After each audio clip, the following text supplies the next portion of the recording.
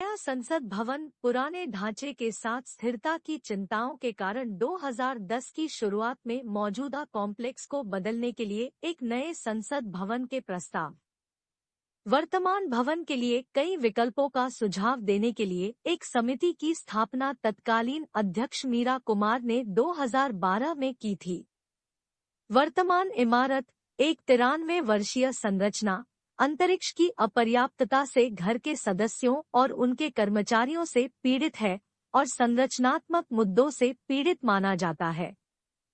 हालांकि भवन को अपनी विरासत के कारण संरक्षित करने की आवश्यकता है।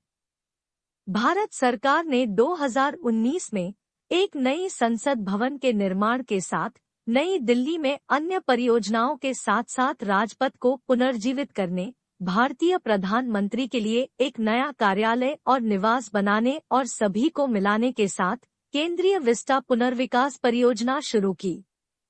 एकल केंद्रीय सचिवालय में मंत्री भवन। नए भवन के लिए भूनिर्माण समारोह अक्टूबर 2020 में आयोजित किया गया था और 10 दिसंबर 2020 को आधारशिला रखी गई थी।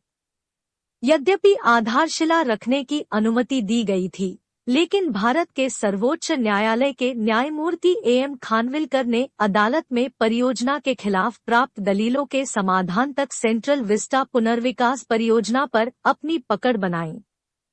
10 दिसंबर 2020 को प्रधानमंत्री नरेंद्र मोदी ने भवन की आधारशिला रखी। समारोह में धार्मिक नेताओं द्वारा किया गया एक अंतर्विश्वास प्रार्थना सेवा शामिल थी। जनवरी 2021 में सर्वोच्च न्यायालय के बहुमत के फैसले में पर्यावरणीय चिंताओं के लिए सवारों के साथ परियोजना को मंजूरी दे दी गई और भवन पर काम शुरू किया गया। सेंट्रल विस्टा के रिडिजाइन के वास्तुकार प्रभारी बिमल पटेल के अनुसार नए परिसर में त्रिकोणीय आकार होने की संभावना है। यह मौजूदा कॉम्प्लेक्स के बगल में बनाया जाएगा और पूर्व की तुलना में थोड़ा बड़ा होगा। इमारत में 150 से अधिक वर्षों का जीवन होगा। इसे भूकंप प्रतिरोधी बनाया गया है और यह भारत के विभिन्न हिस्सों से वास्तुशिल्प शैलियों को शामिल करेगा।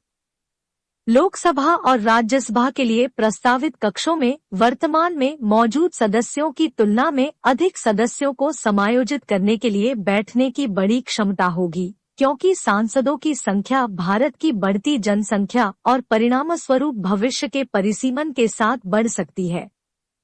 लोकसभा को 2026 तक 888 सदस्यों की आवश्यकता हो सकती है। नए परिसर में लोकसभा कक्ष में 888 सीटें और राज्यसभा कक्ष में 384 सीटें होंगी।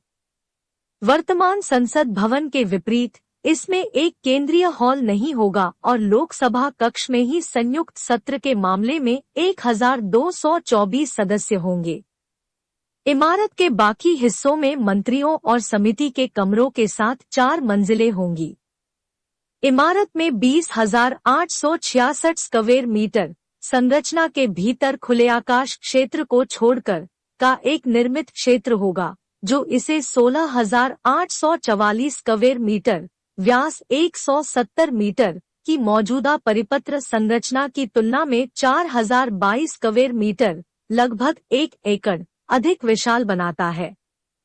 खुली जगह कार्यों का निरीक्षण किया। 16 मई 2023 नए संसद भवन को अंतिम रूप दिया जा रहा है और इस महीने के अंत तक इसके तैयार होने की संभावना है। 18 मई 2023 लोकसभा अध्यक्ष ओम बिरला ने प्रधानमंत्री मोदी से मुलाकात की और उन्हें 28 मई 2023 को नए संसद भवन का उद्घाटन करने के लिए आमंत्रित किया। नए संसद भवन का निर्माण अब पूरा हो गया है और नया भवन आत्मनिर्भर भारत की भावना का प्रतीक है।